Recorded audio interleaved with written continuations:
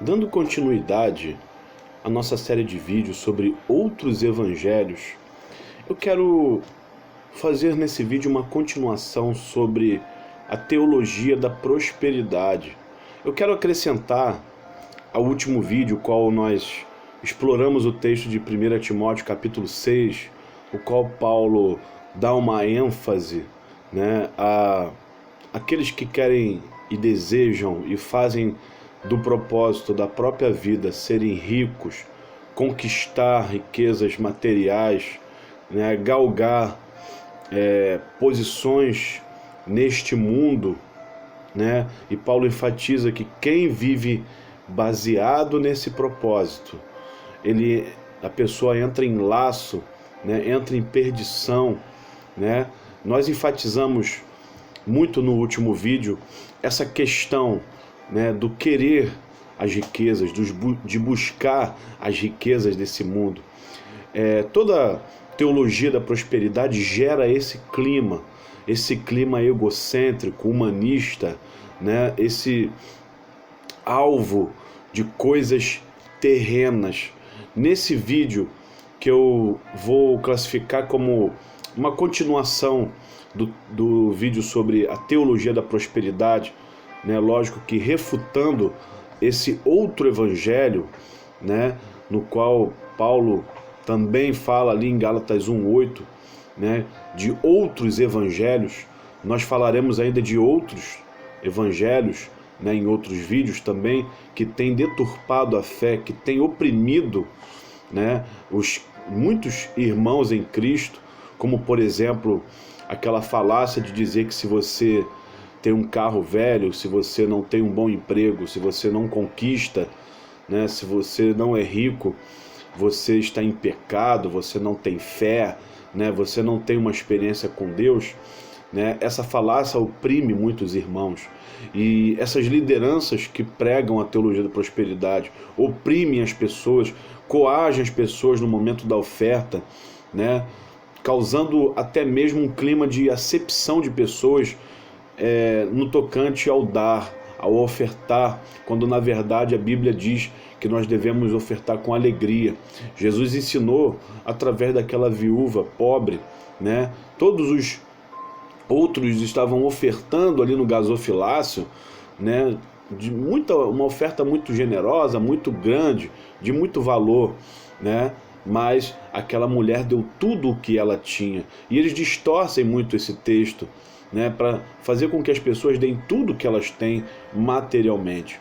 Mas Jesus, ele fala do coração daquela mulher. Jesus, ele fala da gratidão daquela mulher. E é o que Paulo fala aos Coríntios, orientando acerca da oferta. Cada um contribua com alegria no coração. E eu quero destacar nesse vídeo, continuação sobre a teologia da prosperidade, eu quero destacar um texto de Tiago, capítulo 2. Nós também falamos sobre Tiago 5, Ai de vós ricos, que entesourastes tesouros nesta terra, Olha como a Bíblia, ela é coerente no tocante ao propósito de ser rico materialmente, ao propósito da falsa prosperidade. Antes de ler Tiago 2, eu quero dizer que prosperidade de Deus é aquela que ele cuida de nós. Eu também citei Filipenses 4, 13 e 14, onde Paulo fala: tudo posso naquele que me fortalece, porque ele aprendeu a ter e a não ter, Então, quando nós aprendemos a confiar em Deus, como o povo de Israel confiou em Deus ali no deserto, sendo supridos pelo maná que caía do céu, não podendo guardar para o dia seguinte, não podendo fazer uma poupança do maná para o dia seguinte, eles aprenderam ali a depender da generosa, da bondosa mão de Deus. Isso é a verdadeira prosperidade, tá? Mas eu quero ler em Tiago 2, capítulo 2 de Tiago, o clima que essa teologia da prosperidade traz em muitas igrejas. Vamos ler aqui. Meus irmãos, não tenhais a fé de nosso Senhor Jesus Cristo, Senhor da glória, em acepção de pessoas.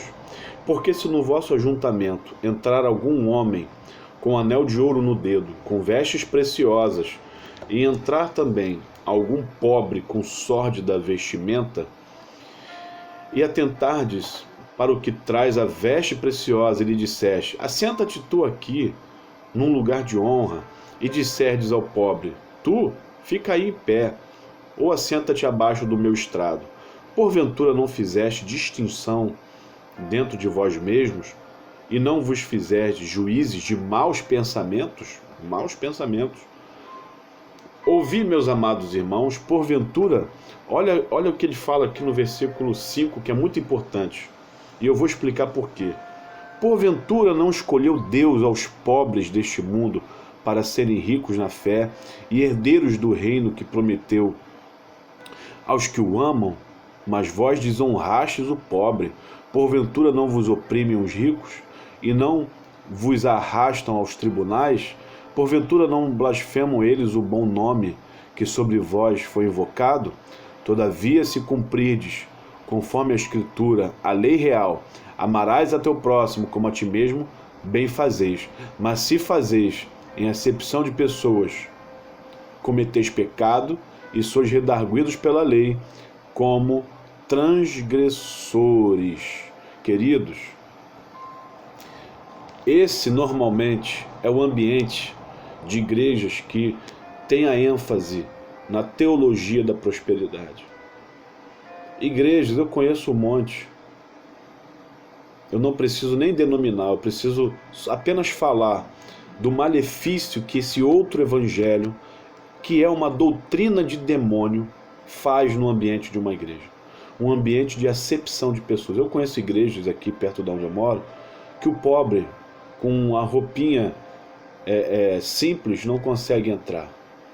Não consegue participar do culto porque se sente coagido. Né? Igrejas de rico, igrejas onde o pobre não é bem recebido. Né? Olha a diferença da igreja na época de Tiago, né? Tiago tratando essas questões para a igreja de Atos dos Apóstolos, capítulo 4, onde tudo era comum a todos e nenhum pobre tinha falta alguma. Olha como é que a fé precisa de manutenção, e essa manutenção vem da pregação do verdadeiro evangelho. Nos primeiros 100 anos da igreja, os apóstolos estavam vivos. Depois, irmãos, demorou muito tempo para que Deus levantasse reformadores. E nesse tempo de agora, há uma escassez muito grande de profetas, de mestres, que possam denunciar essas teologias nocivas e destruidoras, que causam problema, dissensão e confusão à fé de muitos irmãos que com sinceridade querem servir a Deus. Olha o que Tiago enfatiza aqui, irmãos. Não escolheu Deus aos pobres desse mundo para serem ricos na fé e herdeiro do reino que prometeu aos que o amam? Tiago está enfatizando que normalmente é o simples, é o pobre que recebe a fé. Por quê? Por que será que é os pobres desse mundo? É aqueles que têm poucos recursos. Normalmente são esses que genuinamente recebem a fé, que genuinamente creem no Evangelho de todo o seu coração. É simples responder isso. É porque o seu coração não está confiando nas riquezas deste mundo. O seu coração não está folgado nos recursos que tem. O seu coração não está apegado a nada neste mundo. Há um Deus, há um ídolo chamado Mamon. Jesus ensinou em Mateus capítulo 6 que não podemos agradar a dois senhores. Ou nós agradamos a Deus, ou nós servimos a Mamon. A verdade é que, de fato, meus irmãos, o dinheiro, quando ele é colocado acima da fé, quando ele é colocado como algo de sustentação da vida de alguém, de esperança, ele se torna um ídolo, ele se torna um Deus chamado Mamon. E muitas igrejas adoram a Mamon e não a Jesus Cristo. Eu quero testificar essa fala de Tiago aqui, quando Paulo, em 1 Coríntios, capítulo 1, ele ainda vai até mais a fundo, né? Ele não fala apenas dos que são pobres, né? Dos mais simples. Eu quero voltar a dizer o que eu disse no vídeo anterior. Deus pode te dar riquezas, Deus pode te dar um ótimo salário, Deus pode te dar heranças, Deus pode te enriquecer se for o propósito dele. Mas se Deus assim o fizer, lembre-se de Tiago capítulo 5 e lembre-se de como a igreja primitiva vivia. Reparte, compartilhe, procure ajudar, procure algum necessitado na sua igreja e abençoe, fortaleça a vida de alguém, compartilhe, porque se Deus te deu a mais, com certeza não é para você, é para você exercitar a generosidade e a bondade, compartilhando aquilo que Deus te abençoa. Amém? Não sou contra que Deus normalmente possa te abençoar, ricamente possa te abençoar materialmente, mas o propósito, sempre haverá um propósito de compartilhar com alguém. Olha como Paulo fala aqui, né? Corroborando com Tiago, versículo 26 de 1 Coríntios capítulo 1. Porque vede, irmãos, a vossa vocação, que não são muitos os sábios segundo a carne, nem muitos os poderosos, nem muitos os nobres que são chamados. Olha, mas Deus escolheu as coisas loucas deste mundo para confundir as sábias, e Deus escolheu as coisas fracas deste mundo para confundir as fortes. E Deus escolheu as coisas vis desse mundo, e as desprezíveis, e as que não são, para aniquilar as que são, para que nenhuma carne se glorie perante Ele. O sentido dessa palavra está no versículo 29. Para que nenhuma carne se glorie diante dele. Se Deus te abençoou, não se glorie na sua posição social, não se glorie no carro que você tem, não se glorie na casa que você tem, não se glorie no emprego que você tem. Antes, abençoe a obra missionária, abençoe a obra social da sua igreja. Procure irmãos que estejam de fato passando necessidade. Não faça do dinheiro o seu ídolo, não adore a Mamon, não coloque a sua esperança nas riquezas, nas coisas materiais. Eu quero finalizar aqui sobre a citação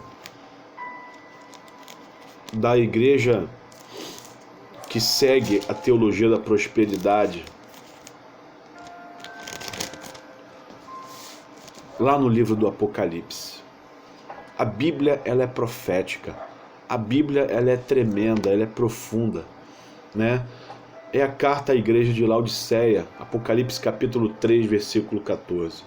E ao anjo da igreja que está em Laodiceia escreve: Isto diz o Amém, a testemunha fiel e verdadeira, o princípio da criação de Deus. Eu sei as tuas obras, que nem és frio nem quente, tomara que fores frio ou quente. Assim, porque és morno e não és frio nem quente, vomitar-te-ei da minha boca. Como dizes, rico sou e estou enriquecido, e de nada tenho falta, e não sabes que és um desgraçado e miserável, pobre, cego e nu. Aconselho-te que de mim compres ouro provado no fogo, para que te enriqueças, e vestes brancas, para que te vistas e não apareça a vergonha da sua nudez, e que unja os olhos com colírio, para que vejas. Eu repreendo e castigo a todos quanto amo. Sê, pois, zeloso e arrepende-te. Eis que estou à porta e bato. Se alguém ouvir a minha voz e abrir a porta, entrarei em sua casa e com ele cearei, e ele comigo. Ao que vencer, lhe concederei que assente comigo no meu trono, assim como eu venci e me assentei com meu Pai no seu trono. Quem tem ouvidos, ouça o que o Espírito diz às igrejas. O grande detalhe aqui, queridos, Jesus não estava dentro dessa igreja. Não, Jesus estava fora. Ele diz: Eis que estou à porta e bato. Jesus não está participando, não está aprovando igrejas que se afundaram na teologia da prosperidade. Busque a palavra de Deus, busque aprender a palavra de Deus e conheça a verdade de Deus, não a verdade de denominações, a verdade da palavra de Deus. Amém? Se você foi abençoado materialmente, reparta. Se você foi abençoado, Deus te fez enriquecer de recursos nessa terra, invista na obra missionária e ajunte tesouros nos céus. Não faça do dinheiro o seu Deus, porque não tem como agradar e servir a Deus e servir a Mamon ao mesmo tempo. Que Deus te abençoe, que Deus te guarde, que Deus abra os seus olhos e que o Evangelho eterno do Reino seja proclamado através das nossas vidas. Eu sou o pastor Luiz, da Igreja Antioquia, congregação de Realengo, e que o Senhor te abençoe, te guarde, e até o próximo vídeo, em nome de Jesus.